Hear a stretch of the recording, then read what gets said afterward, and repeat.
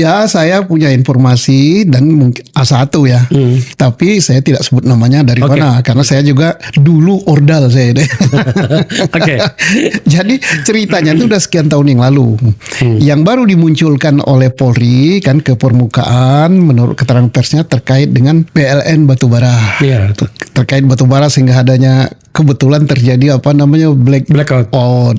Tapi jauh sebelum blackout. Terus satu lagi terkait dengan kasus baja itu Krakatau Steel. Yeah. Satu lagi terkait asuransi Asabri. Nah, ini sudah lama dan kita kembali ke tahun 2005 atau tahun berapa itu untit-menguntit yang ditangkap. Nah, sekarang terbuka semua itu. Nguntit itu tugas itu. Febri ini, FA ini sudah lama diuntit karena laporan sudah banyak masuk. Laporan masuk itu kemana? Tidak hanya kepada Kortas Tipikor Polri saja, kepada Polri masuk, kepada KPK masuk, kepada Kejaksaan Agung juga masuk, termasuk kepada Jamwas.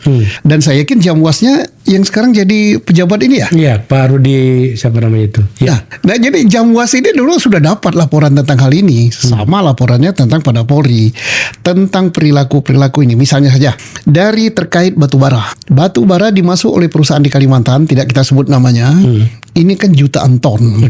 Dari jutaan ton itu, PLN itu minimal garnya harus 4.000. Tetapi yang dipasok gar 3.000. Bukan salah yang masuk, bukan salah daripada tambang. Tambang jual kan. Yang beli yang kemudian menjadi pemasok. Nah, dari sinilah terjadi korupsi permainan gar. Gar 3.000 dengan gar 4.000 selisih harganya cukup besar. Bisa sampai 300-400 ribu.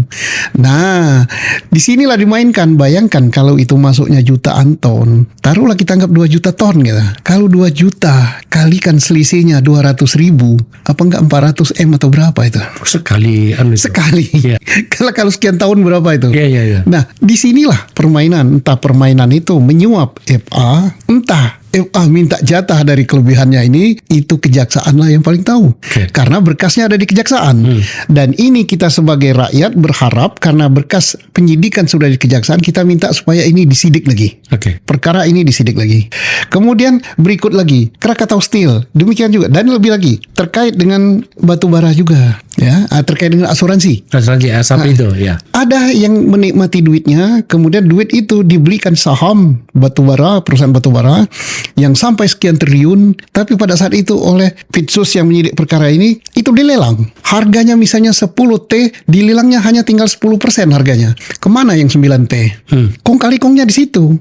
Nah, kemudian apalagi Krakatau Steel juga demikian. Jadi dia ini permainan menyisihkan tersangka yang semestinya 10 tersangka bisa dikurangi menjadi 5 atau 4. Kemudian permainan juga dari nilai barang bukti yang semestinya gitu.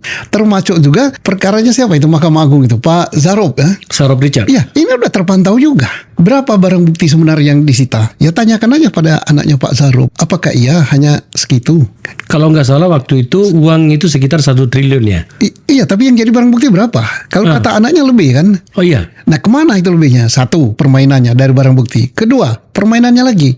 Zahrub dikenakan apa? Kenanya dikenakan pasal gratifikasi ya. Padahal dia penyuap kan? Dia comblang menerima dari orang ini yang punya perkara, dia terima. Dia pengepulnya. Dia pengepul. Kemudian dikasihkan kepada penentu keputusan. Siapa penentu keputusan? Hakim kan? Majelis. Tapi oleh Febri pintarnya ini, FA ini tidak dijadikan tersangka yang menangani perkara-perkara yang dihandle oleh Zahrub ini. Berarti bayangkan, kata Zahrub kalau tidak salah dalam persidangan itu, saya hanya ngambil maksimal 1 miliar satu perkara. Dia bisa mengumpulkan 1 triliun berarti 1.000 perkara kan. Kalau satu perkara majelisnya 3 berarti 3.000. Hakim di Mahkamah Agung berapa jumlahnya? Tapi kenapa tidak ada satu hakim pun yang jadi tersangka? Ini pandainya FA. Orang ini tersandra. Kalau sudah tersandra, apa maunya dia bisa. Orang tidak bersalah dijadikan bersalah bisa. Orang yang bersalah tidak dijadikan bersalah bisa. Pernyataan mengejutkan datang dari mantan intelijen BIN, Sri Rajasa. Penggeledahan Jampitsus Febri Ardiansyah dikendalikan geng Solo. Membuat akhirnya peristiwa ini mencuat begitu hebatnya ya. Pertama, sosok Jampitsus yang belakangan ini begitu getol menghantam kasus-kasus korupsi besar. Tapi dibalik itu semua kita lihat kasus Pertamina di situ terkait nama Jokowi. Dan ini sebuah pengakuan yang dilakukan oleh Ahok di persidangan. Ahok mengatakan kalau berani Pak Hakim panggil dong Jokowi. Kita lihat ya bagaimana Pak Jokowi menyelesaikan persoalan Pertamina khususnya Petrol. Alih-alih dibubarkan malah diganti pemain ya kan. Kemudian dialah yang kemudian menjadi otaknya di situ. Makanya sampai hari ini nggak berani orang ngambil Raja Khalid. Dalam beberapa kasus yang muncul, kemudian kasus Kerry juga, kasus sewa kilang minyak di Merak. Ini kan dia, pada masa dia yang dikorbankan. Satu lagi Karen Agustiawan yang masuk karena Karen tidak mentolerir upaya-upaya itu satu ya. Kedua kasus Nadiem ya kan? Belum lagi kasus-kasus yang terkait pejabat tinggi Polri, kasus Aseng di sana ada Kapolda Kalbar, kasus Samintan ada Karyoto di situ. Nah ini membuat keresahan bagi mereka-mereka yang selama ini kasusnya diangkat oleh Febri dengan begitu gamblangnya. Namun demikian kita melihat bahwa ada perubahan orientasi loyalitas Febri saat ini, tidak lagi kepada Jokowi tapi kepada Presiden, kepada Prabowo. Tentunya ada semacam keresahan dari Jokowi melihat sepak terjang Jampisus karena saat loyalitas itu diberikan kepada Jokowi pada saat Jokowi memerintah di Republik ini, bahwa Febri sebagai algojo dalam hal ini memenuhi pesanan Jokowi dalam rangka melakukan penegakan hukum dalam tanda kutip ya, itu luar biasa. Seperti misalnya dalam kasus Asabri dan Jiwasraya, itu sangat terlihat sekali begitu sadisnya Febri hanya untuk memenuhi kepentingan syahwat politiknya Jokowi dalam rangka merebut Golkar. Karena di situ di Asabri ada Erlangga yang memanfaatkan uang Asabri, di Jiwasraya ada Bakri yang juga memanfaatkan uangnya Jiwasraya. Nah siapa Bakri siapa Erlangga kan kita lihat bahwa dia adalah petinggi Golkar. Nah semua ini dalam rangka Jokowi merebut Partai Golkar. Ternyata berhasil, walaupun awalnya ambisinya dia mau jadi ketua Golkar, tapi juga karena rame dia mundur masuk Bahlil. Sekarang loyalitasnya kepada Presiden Prabowo. Tentunya ketika nanti ada pesanan konteks penegakan hukum tanda kutip ya, dia akan melakukan hal seperti itu. Nah ini kekhawatiran. Kedua, jangan sampai Febri menduduki posisi Jaksa Agung karena Febri sudah dipanggil oleh Presiden dalam konteks ini. Nah tentunya ini ancaman nih, kerawanan yang harus diamputasi di tengah jalan. Ini penuh dengan kepentingan politik Jokowi dalam rangka suksesi 2029. 2 kali Febri menohok kasus korupsi yang dimana di situ nama Jokowi disebut. Jokowi, ya. Yang pertama soal Pertamina. Iya, satu Nadiem. Yang kedua soal Nadiem. Ya. Informasi yang ya di kalangan orang tertentu ya, betul bahwa Nadiem sempat menyerahkan dana itu ke Jokowi. Jadi siapapun yang menghambat dia akan sikat. Nah hambatan potensial kali ini adalah Jampisus. Ya, karena apalagi kalau dia jadi Jaksa Agung gitu loh. Ini juga lebih parah lagi gitu ya. Tidak kemudian dia akan juga menyasar ke Jokowi. Apalagi sekarang dia tahu kartunya Jokowi di Asabri dan ini kan dia pelakunya. Maka tidak ada jalan lain dia gunakan polisi yang selama ini begitu loyal terhadap Jokowi. Sengkarut penangkapan Jampitsus Febri Adriansyah kini terkuak sebagai skenario penyisiran politik jangka panjang yang diduga kuat dikendalikan langsung oleh Jokowi dari balik layar demi mengamankan loyalitas elit kekuasaan. Gebrakan maraton kepolisian ini digerakkan oleh Kortas Tipikor Polri, unit super di bawah Kapolri yang sengaja dibentuk Jokowi lewat Perpres tepat 5 hari sebelum dirinya lengser pada Oktober 2024 sebagai senjata hukum khusus. Febri yang awalnya merupakan anak emas kini berbalik menjadi target utama amputasi jabatan setelah radar intelijen mendeteksi loyalitasnya bergeser penuh ke kubu Prabowo demi mengincar kursi Jaksa Agung masa depan. Sumbu konflik memanas ketika Febri berani mengusik lingkaran dalam lewat penyidikan kasus Nadiem Makarim, serta membongkar praktik korupsi di proyek makan bergizi gratis yang membuat gerbong Solo meradang karena sektor logistik mereka diganggu. Kemarahan kubu Solo memuncak saat Febri bertindak sebagai Satgas Kehutanan pilihan Prabowo yang mulai membidik mafia lahan berskala raksasa di bawah pengawasan Menteri Kehutanan Raja Juli Antoni, sang loyalis garis keras Solo. Sebagai pembalasan instan, posisi strategis Febri langsung diamputasi melalui status hukum perdata dan struktur vital Jampitsus, kini resmi diambil alih oleh Jamwas Rudi Margono, yang dikenal luas sebagai orang kepercayaan gerbong Solo. Operasi kilat ini menjadi pesan tersirat yang sangat kejam dari Jokowi bahwa siapapun yang berani menyentuh proyek serta kroni Solo pasti akan langsung dihancurkan tanpa ampun dari panggung kekuasaan. Liga Koruptor Indonesia resmi digelar. Bayangkara versus Adiaksa. Solo Gang versus Hambalang. Kita analisa bersama siapa yang akan menang. Koruptor di Indonesia ini mirip seperti ikan di dalam api. Kelihatan dari luar, siapapun bisa melihat. Kalau mau bikin drama, tinggal cap cip cup. Siapa yang mau dikorbanin? Nah, itulah tersangkanya. Itu. Tapi sekarang koruptor di Indonesia itu ada liganya. Piala Dunia 2026 kalah pamor. Maaf ya, lewat dulu tuh. Jaksa nangkep polisi, polisi nangkep jaksa, jaksa dijaga sama tentara. Keren kan? Hai rakyat Indonesia, gak usah bingung ya, biasa aja lah. Ini tontonan perang bintang, perang super mega bintang. Jadi gini ceritanya, ada jenderal bintang 1 aktif, ngatur ompreng MBJ. Ompreng bosku, itu yang wadah plastik untuk makan anak-anak sekolah. Dia ini yang tentuin siapa yang jual, berapa harganya, dan siapa yang dapat komisi. Lumayan kan? Lalu, seperti acara berbalas pantun, Polri tiba-tiba menggeledah kafe yang terkait dengan Jampitsus. Gila. Ketemu apa? Ada brankas isi 60 miliar, dolar Amerika, dolar Singapura, rupiah. Campur aduk kayak menu prasmanan. Kurang puas dong. Lalu digledahlah rumah lain di Sentul. Ketemu apa? Ketemu emas hanya sekitar 74 kilo. Cuma kecil dibandingin tambang Freeport. Polisi kurang puas nih. Tapi ketika akan menggeledah rumah utama pejabat Jampitsus, dijaga oleh puluhan TNI bersenjata lengkap. TNI di dalam, polisi di luar pagar. Mereka berhadap-hadapan mirip aparat penjaga perbatasan. No, rumah tidak boleh digeledah. Kira-kira di dalam itu ada brankas apa lagi ya?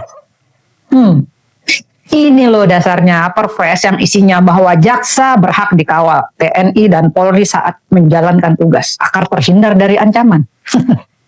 Ancaman dari mana ya? Atau mungkinkah ancaman dari penyidik yang ingin mencari barang bukti?